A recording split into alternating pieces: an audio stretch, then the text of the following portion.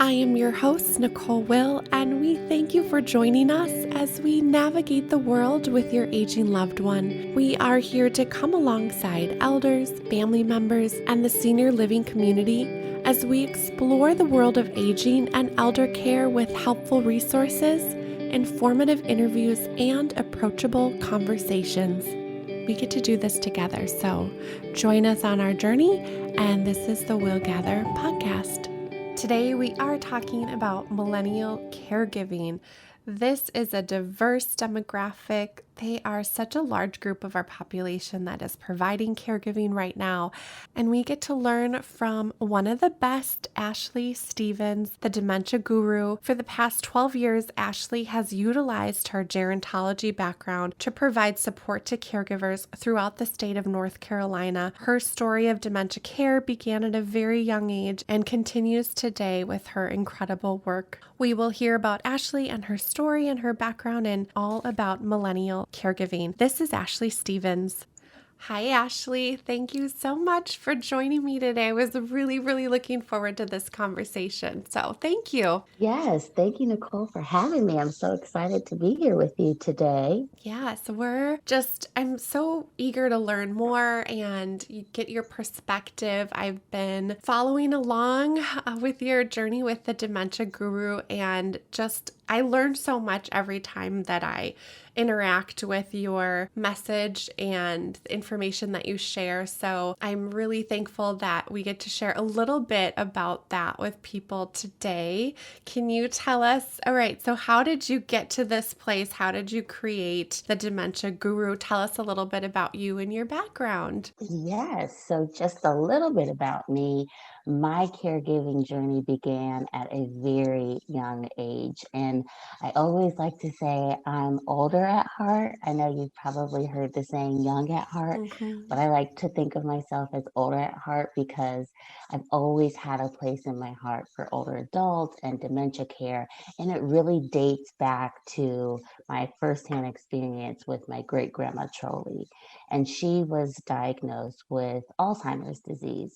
So at the very tender age of 6 years old, I was introduced to Alzheimer's disease as I watched my mother and my grandmother provide care for her. And so, as you can imagine, at such a very young age, that was scary. Yeah. It was unfamiliar to me, and I didn't really understand it. But then, fast forward 12 years later, I began studying gerontology, which is the study of aging and the science behind how we age and the social science behind the process of aging. And just began to really fall in love with the field and understanding what dementia care really was about, and understanding finally what my great grandma Trolley was experiencing living with Alzheimer's disease. And so I received my degree in gerontology, and then I went on to get my master's degree in license in social work. And so since then, I have been working professionally with family caregivers who are caring for a loved one with some form of dementia. And I created the Dementia Guru from just a personal passion, but also to create a platform and a way to support family caregivers, millennials, and older adults. Well, I'm so glad you did. It's Thank it's you. been just so great to see, and really truly that education piece that you do so well. I know I've learned so much, and I can't imagine how many other people have as well. Thank you. I appreciate that.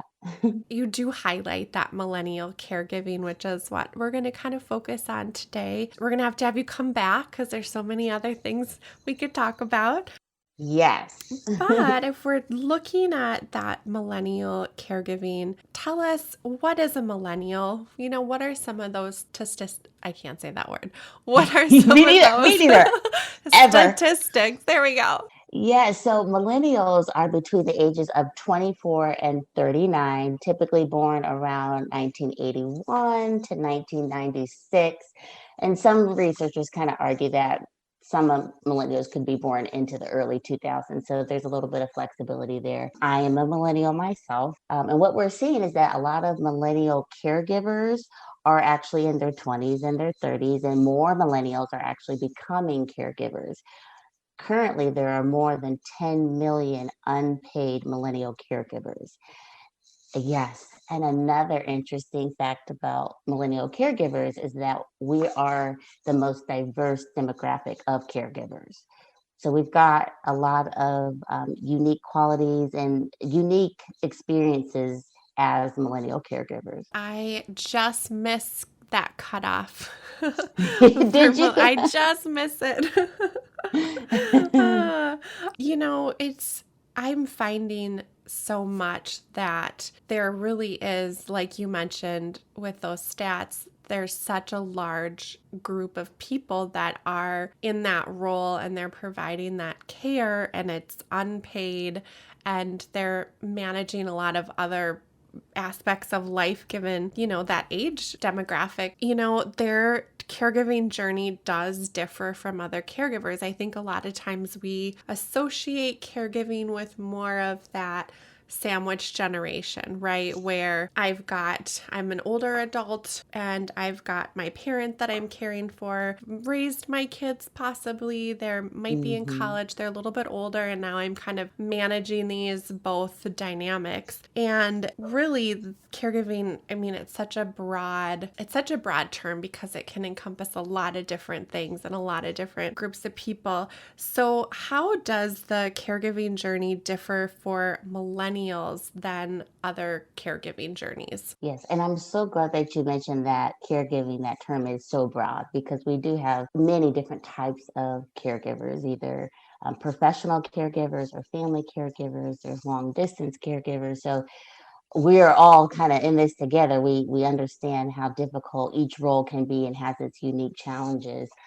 For millennial caregivers, I think the unique piece is that they are also managing and balancing that work life requirement where they're working full time, they're working multiple jobs, maybe more than one job, while also trying to provide care for their loved ones, raising their families, like you mentioned, sandwich generation, and then just balancing their own personal needs and personal situations. So for the millennial caregiver, it is trying to navigate all of that as a young adult, which is challenging because you're just kind of stepping into that workforce and trying to understand now how to also manage being a caregiver. And I think it's AARP that talks about the dual pressures of employment and caregiving specific to millennial caregivers and how that's such a unique challenge. And for millennials to be able to advocate for themselves with their employer and to speak up and to have those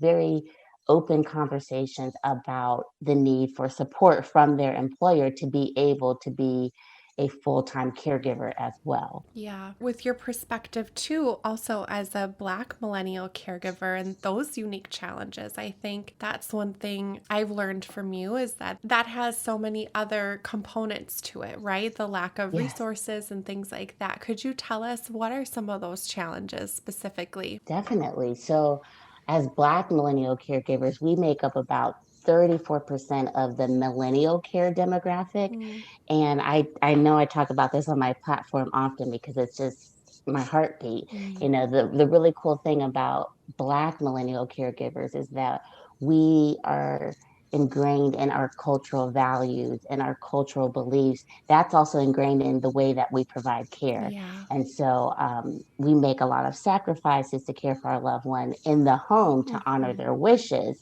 That is a cultural value for us.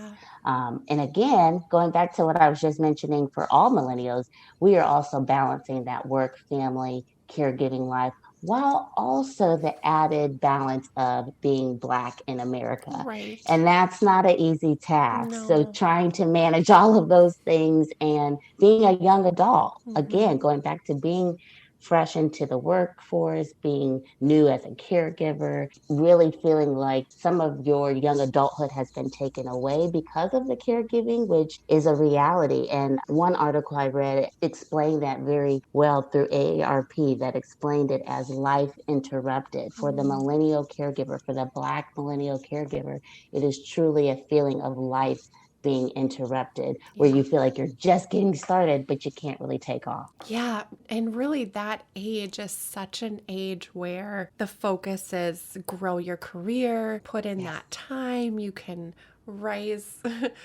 through the ranks of professionally, and that's you like we've got this momentum happening, and Yes. that's such a spot on term, that life interrupted, because the dreams that we have and what we think is going to happen, that Yes. rightly so, we're caring and loving for our family, but there can be grief in, okay, what I maybe had thought is going to happen for my life is taking a little bit of a different course. Yes. And trying to make sense of that. And again, I love that term life interrupted, because it really does depict what that Hmm. looks like for millennial caregivers. And I think a lot of times as a millennial, you kind of feel, oh, this is my prime. I'm in the prime time of my life. Yeah, But if you're providing care for someone, the roles have kind of shifted. And so right. you might not have those dreams and aspirations like you did before, or those dreams and aspirations have to shift. And I know a lot of times we hear older generations telling us and encouraging us to save for Hmm. retirement.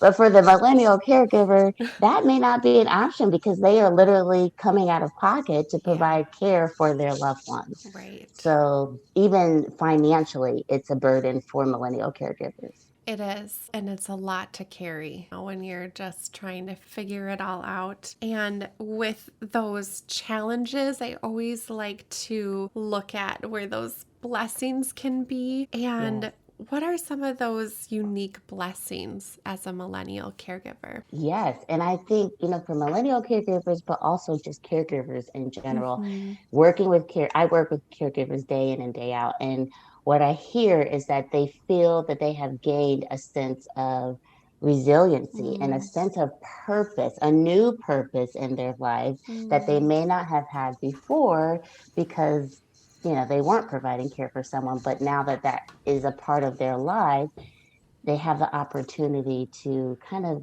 gain some strength on their own and some empowerment, and Mm.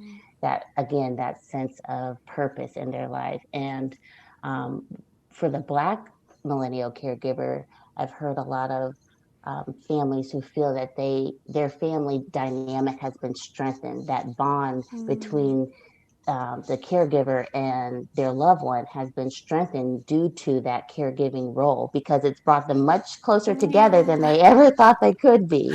So Right. there are some very unique blessings that I'm Hmm. sure, if you sit down with a caregiver, they'll tell you, I wouldn't choose to be anywhere else right now. It's within those moments that they can see how that time is so precious, as hard as it can be. Yes. And then there's, the challenge of that guilt that comes Hmm. along with wanting that caregiving role to kind of end, Hmm. but not wanting it to end because of Right. what that ultimately means.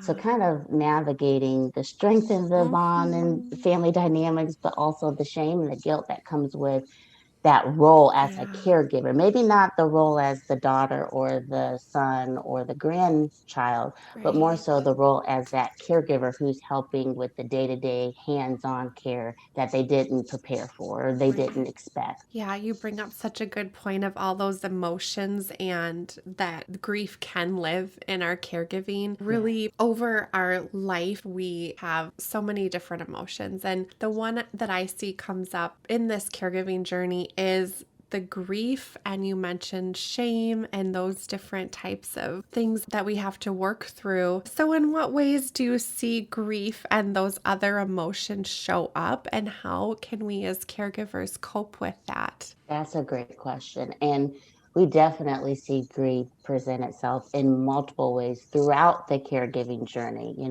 the beginning, the middle, and even at the end of the caregiving journey. Grief shows up in different ways. And what I want to point out is that grief and the grieving process is very individualistic. It's Mhm. different for every single person. And so the things we talk about are going to look different for each person, but there are ways that we can talk about coping skills and tips and things that can help a caregiver. But we really see, especially for the dementia caregiver, they experience a lot of grief throughout that dementia journey because they are literally watching their loved one progress through the disease right in front of their eyes. Mhm. And so they are experiencing those active losses of their loved one. So it's not just that their loved one is experiencing those losses, like not being able to walk, not being able to communicate, not being able to express the same emotions that they previously were able to do. The individual with the dementia diagnosis loses that capability and experiences those losses. But the caregiver also experiences those losses. And then they take on the weight of caring for that for their loved one and making up for those losses that their loved one is experiencing. And that is a challenge within itself and can Mhm. add a layer of grief. Typically what we call anticipatory grief, where the caregiver is again actively watching their loved one lose some of those abilities and grieving each loss along the way. And so it's actively kind of grieving that loss, but also anticipating those Mhm. future losses and what that will look like. And if you can imagine, that would bring up a lot of fear and anxiety for the caregiver because they're not sure what's to come. And that's so typical with dementia, where it's the unknown. You're kind of not sure what will happen. And Mhm. one example of that would be maybe their loved one forgetting who they are, forgetting their name, not being able to recall such an important relational thing, right? Mhm. And so when that happens for the caregiver, they grieve that. And even if it doesn't happen, because again, we're thinking about that anticipatory grief where they're anticipating that potentially happening. And so that creates a lot of emotions and a lot of fear for the caregiver as well. We also see what's called ambiguous grief, where it kind of presents a lack of clarity for the caregiver.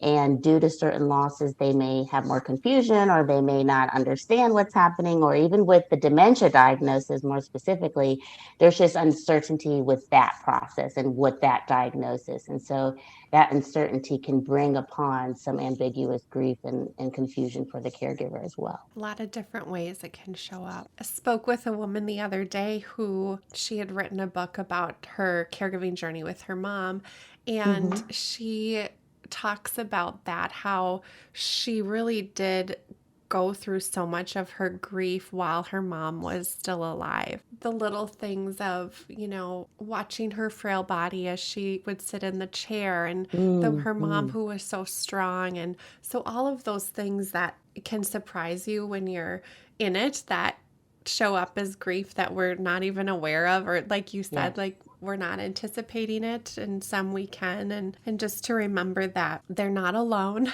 Yeah. And thinking, I know we've been talking about millennial caregivers too, but Mhm. just thinking about for the millennial caregiver, what that grief, how that grief presents itself. A lot of times we're seeing it where because of that unexpected role, that unexpected life change at such a young age, that presents a lot of grief. The grief of the Yeah. loss of my future goals, my future dreams, the Right. grieving over the loss of the current relationship that the caregiver had with their loved one. And so I think, Mhm. again, it's such a unique experience for that millennial caregiver. It is such an individualized journey, but some tips on how do we cope with that? What do we do with that grief? Yes.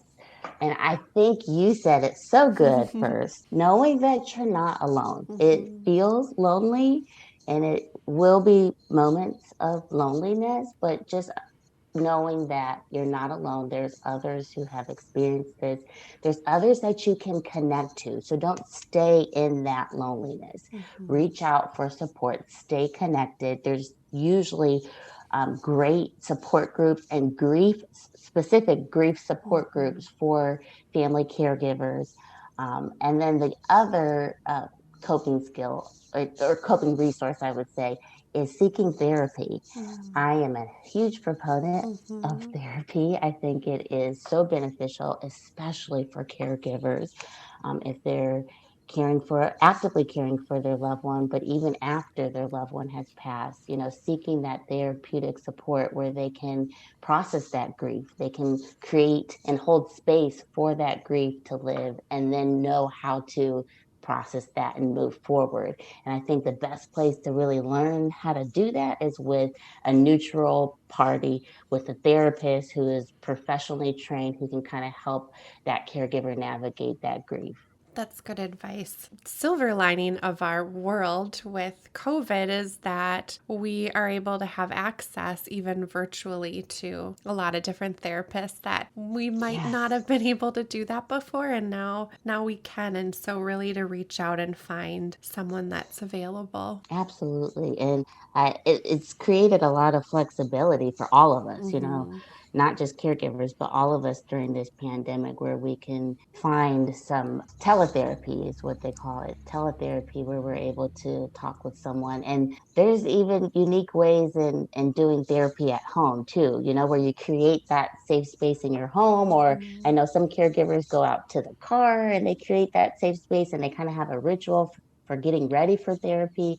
So it can really be beneficial to that caregiver and helping them kind of create a more healthy and a support network for Yeah. themselves. A big part of how we cope too, would you say, is self care? I'm such a Yes. proponent of that, right? It's how, I mean, we have to take care of ourselves. And it's becoming such an important topic of conversation, I think, in our world with everything that we're dealing with, but also for our caregivers. And what are some of those important ways that millennial caregivers specifically can kind of dive into that self care?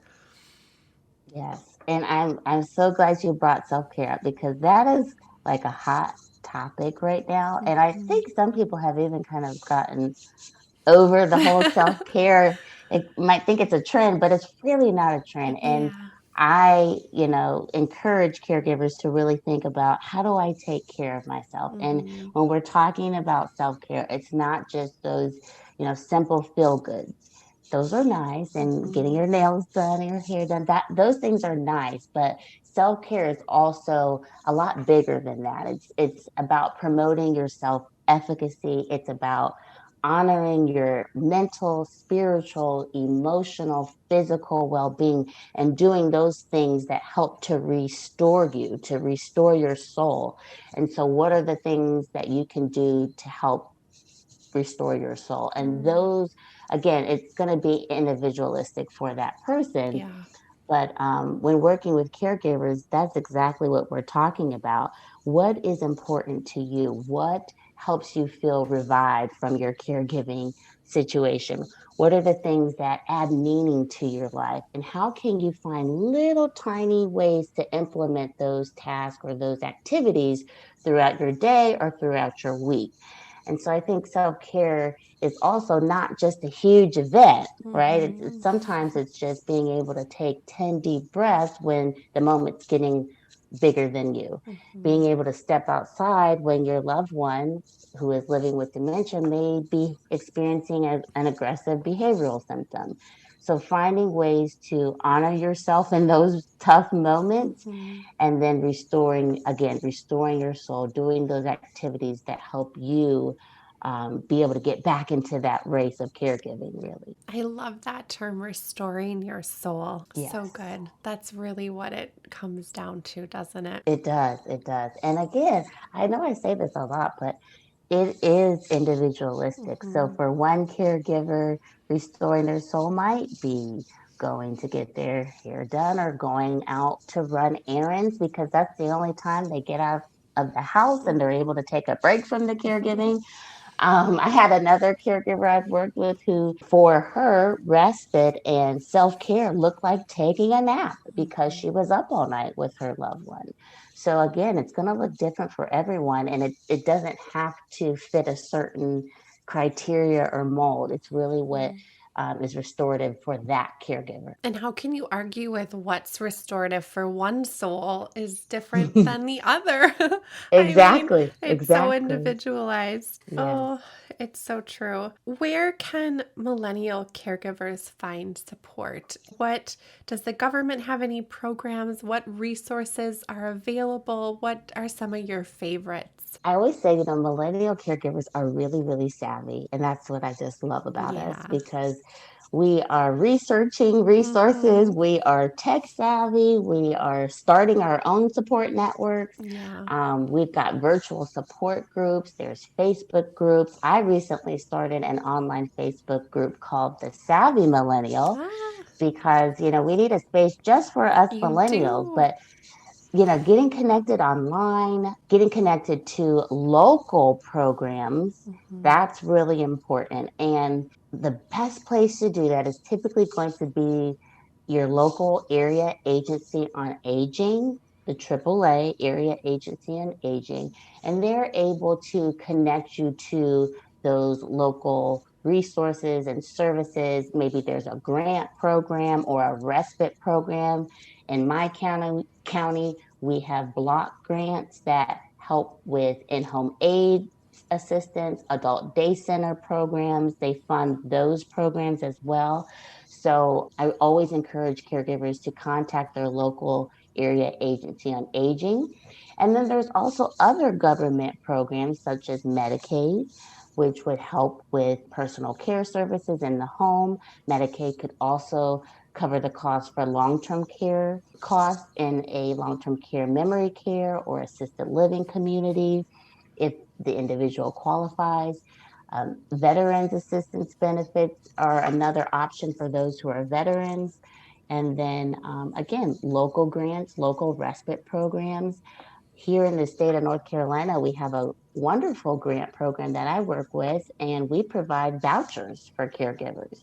And so each state and each county is going to look a little different, but you definitely have to reach out because your state could have a great program that's available specifically for dementia family caregivers or just caregivers in general. It is individualized to location once you kind of get in those more specific to your local area. Do Yeah. you find that employee programs, well, this is not necessary, it is an employee program, but FMLA, do millennial caregivers, would they qualify for FMLA if they needed to use that service? Yes, that's definitely going to depend on the employer. Okay, But they should, as a full-time employee, if they have that benefit, they should be able to access that. And that goes back to what I was saying earlier about the importance of having that conversation right. with your employer about FMLA, family Mm-hmm. medical leave assistance, and also key, asking the specifics about that program. Is it 2 weeks? Is it Yeah, 6 weeks? Do I get paid while I'm right. also off?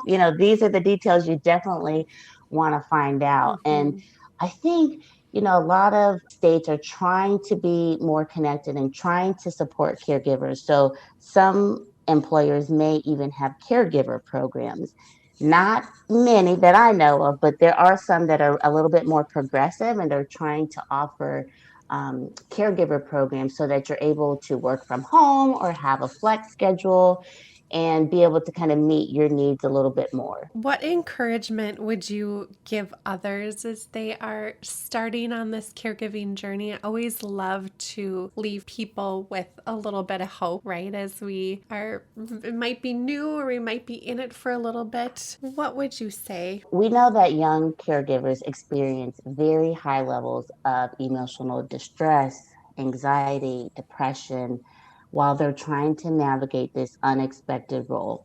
And so, what I would say to those young caregivers, to those millennial caregivers, is get connected immediately to those local resources I just mentioned and to your own support network. Do Mm-hmm. not try to figure this out all on your own, especially if you are a dementia family caregiver, because it takes a village. It is not a one person job. It is not a one person role. You really need to create that support network, either your informal support network, which would be your family, your friends, your neighbors, people you know, or formal support networks like support groups, government programs, your church groups, your local area agency on aging.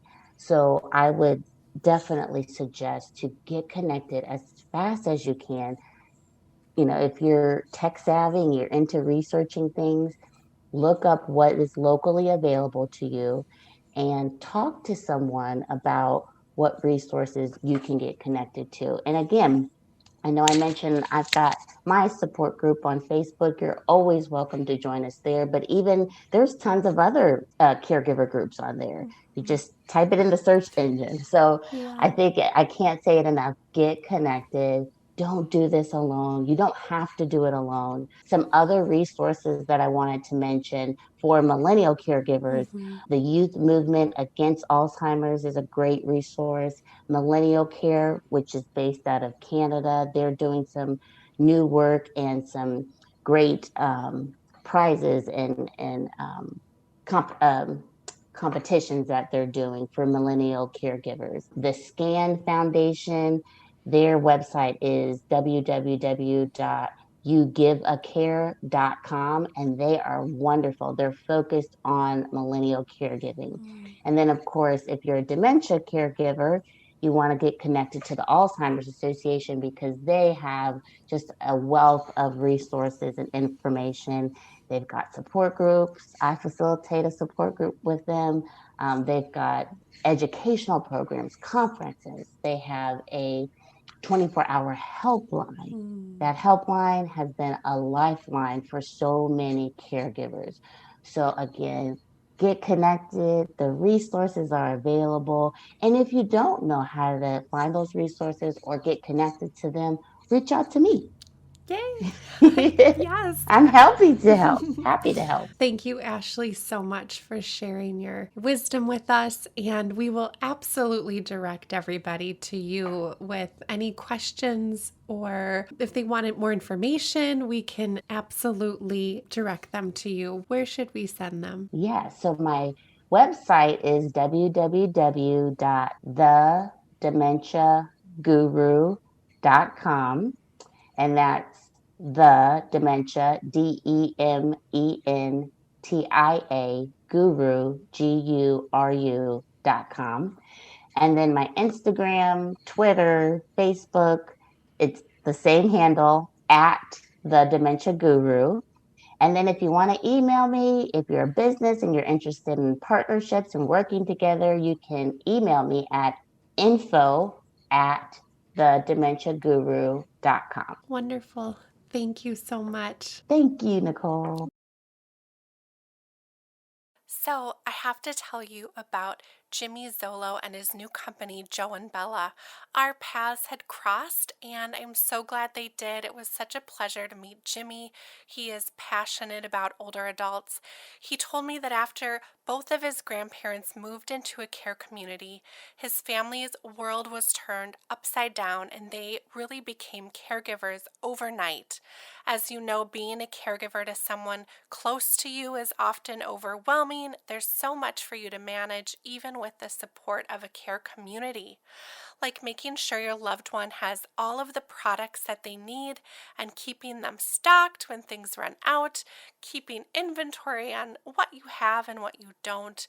Jimmy also had that problem, and he was scrolling through all of these product reviews across the internet. And like most of us in the sandwich generation, we don't have enough hours in the day. It can feel really overwhelming and time consuming and frustrating. We don't know what we're always looking for. And he wished there was a way to shop for his grandparents. Then the pandemic hit, preventing visitation to care communities, making this process even more difficult. So Jimmy decided to launch his own business to solve this problem. He founded Joe and Bella to make shopping for older adults simple. They carry everything from comfy clothes to creative gifts. They even have toiletries that can be automatically reordered and tech that makes caregiving easier. Everything all in one location. What I love, and I know you guys will love too, is that each and every product on Joe and Bella has been carefully selected by caregiving experts. Jimmy is so generous. He is giving an exclusive offer to our listeners of our podcast. You can use the promo code GATHER to receive 10% off your first purchase at joeandbella.com. That code is GATHER, Gather, for 10% off at joeandbella.com. You don't want to miss this offer. Head to their website and check it out. Thank you for listening today. If you enjoyed our episode, please subscribe and give us 5 stars. In all honesty, we'd love to hear from you. Thank you so much for listening to our episode.